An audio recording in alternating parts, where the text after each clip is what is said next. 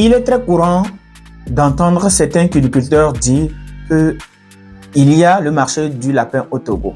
Il y a le marché du lapin au Togo. Oui, quelques cultivateurs ont des tuyaux et arrivent à sortir leur production au moment opportun. Et il y a aussi quelques-uns qui arrivent à vendre des lapins de reproduction, des lapines gestantes, des lapines prêtes pour le croisement des mâles prêts. Alors, lorsqu'on vend plus de lapins de reproduction, qu'est-ce qui arrive? On produit plus de quinoculteurs, donc plus d'offres. Plus d'offres. Or, s'il y a l'offre et que la demande n'y est pas, qu'est-ce que ça fait? Il n'y a pas le marché.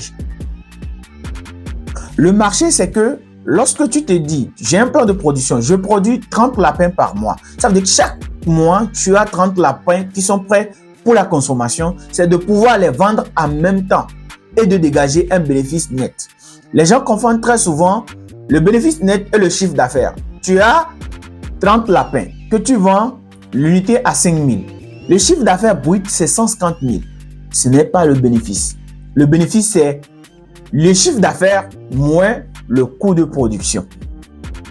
C'est le chiffre d'affaires moins le coût de production. Mais les gens prennent le chiffre d'affaires pour le bénéfice net. Donc, si tu as 30 lapins et sur les 30 lapins, tu arrives à sortir seulement 10. Laisse-moi te dire que jusqu'au mois prochain, les 20 restants auront consommé non seulement le bénéfice que tu as dégagé sur la vente des 10 lapins, mais aussi vont rentrer dans ton fonds de roulement. Et il n'y en aura pas de place pour pouvoir mettre les lapins que tu vas sevrer pour la production prochaine.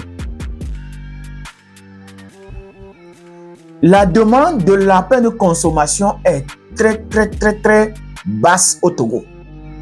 La demande de lapins de consommation est très basse au Togo. Et je vais vous dire pourquoi. Il y a deux facteurs majeurs qui ralentissent la demande de lapins de consommation au Togo. Pour pouvoir remédier à ça, pour pouvoir trouver une solution à ça, nous devons travailler les mains dans la main. Nous devons travailler ensemble. Tous les cuniculteurs doivent se mettre ensemble pour pouvoir remédier à ce problème.